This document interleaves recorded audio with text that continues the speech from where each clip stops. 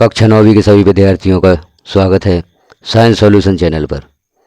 यहाँ पर हम देखेंगे कक्षा 9वीं विज्ञान से अध्याय 6 ऊ तक। अध्याय के अंदर जो महत्वपूर्ण प्रश्न दिए होते हैं उन सभी प्रश्नों के उत्तर हम यहाँ पर देखेंगे। तो यहाँ पर देख लेते हैं क्रमशः सभी प्रश्नों के उत्तर। सबसे पहले देखते हैं प्रश्न क्रमांक 1, अध्याय 6 ऊ तक।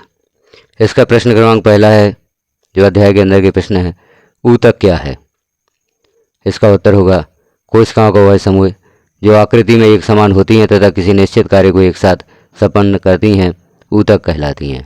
तो कोशिकाओं का ऐसा समूह जो आकृति में एक समान होता है और किसी निश्चित कार्य को एक साथ सभी संपन्न करती हैं, ऊतक कहलाती है। यह ऊतक कोशिकाओं का एक समूह होता है। एक ही प्रकार की कोशिकाओं का समूह होता है जो आकृति में एक समान होती हैं और किसी एक निश्चित कार्य को एक साथ करती हैं, ऊतक कहलाती हैं। अगला प्रश्न देखते हैं, बहुकोशिक जीवों में ऊतकों का क्या उपयोग है? जीव एक कोशिकीय भी होते हैं और बहुकोशिकीय होते हैं। तो यहाँ हमें देखना है बहुकोशिक जीवों में ऊतकों का क्या उपयोग है। तो इसका उत्तर होगा बहुकोशिक जीवों में अनेक कोशिकाएं होती हैं। ऐसे जीवों में विशेष कार्यों के संपादन के लिए विशिष्ट ऊतक होते हैं, जैसे गति के लिए पेशीय ऊतक, संदेशों के संचालन के लिए तंत्रिका ऊतक इत्यादि। और अतः बहुकोशिक जीवों में श्रम विभाजन होता है। विभिन्न ऊतक विभिन्न प्रकार के कार्य करते हैं, इसलिए उनमें श्रम विभाजन हो जाता है। क्योंकि बहुकोशिक जीवों में अनेक कोशिकाएं होती हैं और ऐसे जीवों में विशेष कार्य करने के लिए अलग अलग विशिष्ट ऊतक होते हैं। विशिष्ट ऊतक अलग अलग प्रकार के होने के कारण, अलग अलग कार्य करने के कारण बहुकोशिक जीवों में श्रम विभाजन होता है।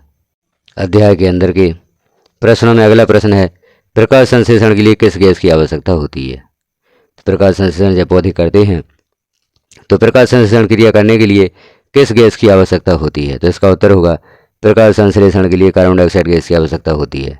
यह कार्बन डाइऑक्साइड पेड़ पौधे वायुमंडल से प्राप्त करते हैं। वायुमंडल में कार्बन डाइऑक्साइड गैस होती है जिसका उपयोग प्रकाश संश्लेषण क्रिया में किया जाता है।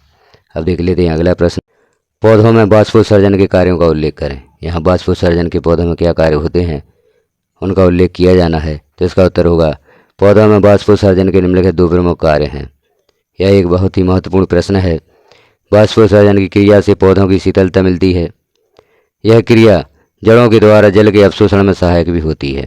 तो जब बाष्पोत्सर्जन की क्रिया होती है तो यह जड़ों के द्वारा जो जल अवशोषित किया जाता है उसमें सहायता करती है। बाष्पोत्सर्जन की क्रिया से पौधों का तापमान भी नियंत्रित होता है। इस प्रकार से यह कार्य हैं बाष्पोत्सर्जन के। अब हम देखते हैं अगला प्रश्न, सरल ऊतकों के कितने प्रकार हैं? तो यहाँ सरल ऊतकों के प्रकार हमें बताना है।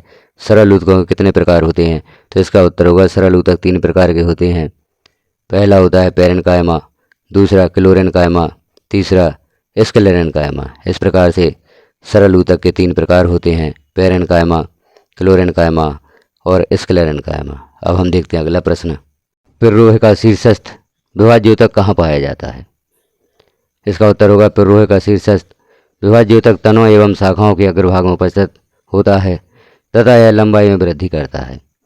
पौधों की लंबाई में वृद्धि करने के लिए विभाज्य ऊतक पाया जाता है और यह पिर्रोह का शीर्षस्थ विभाज्य ऊतक तनों एवं शाखाओं के अग्रभाग में उपस्थित रहता है तथा यह लंबाई में वृद्धि करता है। जब तनों या शाखाओं के अग्रभाग में यह ऊतक होगा तो पौधा वृद्धि करेगा। वृद्धि में सहायता विभाज्य ऊतक करता है। अगला प्रश्न है, नारियल का रेशा किस ऊतक का बना होता है? इसका उत्तर होगा नारियल का रेशा स्क्लेरेन्काइमा नामक ऊतक का बना होता है। यह ऊतक कठोर एवं मजबूत होता है। नारियल का जो रेशा बना होता है वह स्क्लेरेन्काइमा ऊतक का बना होता है, क्योंकि यह ऊतक कठोर भी होता है और मजबूत भी होता है। अगला प्रश्न है, फ्लोएम के संघटक कौन कौन से होते हैं? फ्लोएम किन किन संघटकों से मिलकर बना होता है? इसका उत्तर हमें यहाँ पर देखना है। तो इसका उत्तर होगा फ्लोएम निम्नलिखित 5 प्रकार के अवयवों से मिलकर बना होता है। पहला है चालनी कोशिकाएं, दूसरा चालनी नलिका, तीसरा साथी कोशिकाएं, चौथा फ्लोएम पेरेन्काइमा और फ्लोएम रेशे। इस प्रकार से 5 संघटकों से मिलकर फ्लोएम ऊतक बना होता है। फ्लोएम ऊतक के 5 संघटक होते हैं जो यहाँ पर हमने देखा, चालनी कोशिकाएं, चालनी नलिका, साथी कोशिकाएं, फ्लोएम पेरेन्काइमा और फ्लोएम रेशे। अगला प्रश्न है, उस ऊतक का नाम बताएं जो हमारे शरीर में गति के लिए उत्तरदायी है। उस ऊतक का नाम होता है पेशीय ऊतक। पेशीय ऊतक के कारण ही शरीर में विभिन्न प्रकार की गतियाँ होती हैं, तो शरीर में गति के लिए उत्तरदायी ऊतक होगा पेशीय ऊतक। अगला प्रश्न है, न्यूरॉन देखने में कैसा लगता है। यहाँ पर न्यूरॉन की आकृति बताना है, न्यूरॉन देखने में कैसा लगता है। तो इसका उत्तर होगा, न्यूरॉन लंबी धागे जैसी दिखाई देती है और इनकी लंबाई 1 मीटर तक हो सकती है। न्यूरॉन की लंबाई 1 मीटर तक हो सकती है और यह धागे की संरचना जैसी दिखाई देती है। न्यूरॉन का मुख्य भाग कोशिकाएं या साइटोन कहलाता है। इसमें एक लंबा एक्सॉन एवं छोटे छोटे डेंड्राइट होते हैं। यहाँ हम चित्र भी देख रहे हैं। लंबे जो डेंड्राइट हैं, बीच में केंद्रक है और कोशिकाएं है, और यहाँ हम देख रहे हैं बीच में तंत्रिकाक्ष होता है। तो इस प्रकार से न्यूरॉन की संरचना यहाँ पर दी गई है। न्यूरॉन लंबी धागे जैसी दिखाई देने वाली संरचना है और इसकी लंबाई 1 मीटर तक हो सकती है। अगला प्रश्न है, हृदय पेशी के 3 लक्षणों को बताएं। हृदय पेशी के 3 लक्षण बताना है। इसका उत्तर होगा, हृदय पेशी अनिच्छक प्रकार की होती है, अर्थात यह हमारी इच्छा के अनुसार नियंत्रित नहीं होती है। यह केवल हृदय में ही पाई जाती है। ये पूरे जीवन लयबद्ध तरीके से संकुचन एवं प्रसारण करती है। हृदय पेशी के 3 लक्षण, क्योंकि हृदय की पेशी अनिच्छक प्रकार की होती हैं और यह हमारी इच्छा के अनुसार नियंत्रित नहीं होती हैं, और हृदय पेशी सिर्फ हृदय में ही पाई जाती है और पूरे जीवन भर लगातार लयबद्ध तरीके से संकुचन करती हैं और प्रसारण करती हैं। तो इस प्रकार हृदय पेशी के हमने यहाँ पर 3 लक्षण देखे। अब देखते हैं अगला प्रश्न।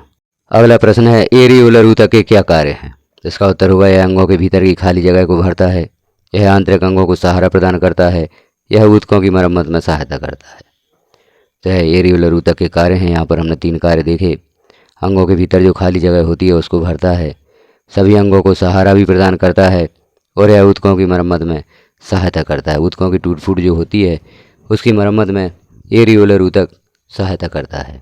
इस प्रकार से हमने यहाँ पर देखे कक्षा 9 अध्याय 6 ऊतक चैप्टर के भीतर जो भी प्रश्न दिए गए हैं उन सभी प्रश्नों के उत्तर हमने यहाँ पर देखे। यहाँ पर कक्षा 9वीं और 10वीं के प्रश्नों के उत्तर, विभिन्न अध्यायों के प्रश्नों के उत्तर पब्लिश किए जा रहे हैं। आप चैनल को सब्सक्राइब यदि करते हैं तो प्रत्येक अध्याय के आपको प्रश्नों के उत्तर यहाँ पर प्राप्त हो सकेंगे। तो चैनल को सब्सक्राइब कर लें, बेल आइकन को क्लिक कर ऑल पर प्रेस कर दें, ताकि जैसे ही कोई नए अध्याय के प्रश्नों के उत्तर पब्लिश किए जाते हैं वह सर्वप्रथम आपको प्राप्त हो सकें। वीडियो को लाइक करें, अपने अन्य साथियों को शेयर करें, ताकि इन प्रश्नों के उत्तर सभी साथियों को प्राप्त हो सकें। वीडियो को लाइक और शेयर अवश्य करें और चैनल को सब्सक्राइब करना भी ना भूलें, क्योंकि सब्सक्राइब यदि आप कर लेते हैं तो आपको विज्ञान से संबंधित और भी बहुत सी जो जानकारियां हैं वह उपलब्ध होंगी प्रश्न उत्तरों के साथ। जैसे महत्वपूर्ण अन्य प्रश्न भी हैं, जैसे विकल्पीय प्रश्न हैं, रिक्त स्थान हैं, जोड़ियाँ हैं। ऐसे महत्वपूर्ण प्रश्न जो आपको परीक्षा में बहुत ही काम आने वाले हैं, सभी इस चैनल पर आपको प्राप्त होंगे। वीडियो को लास्ट तक देखने के लिए आपका धन्यवाद।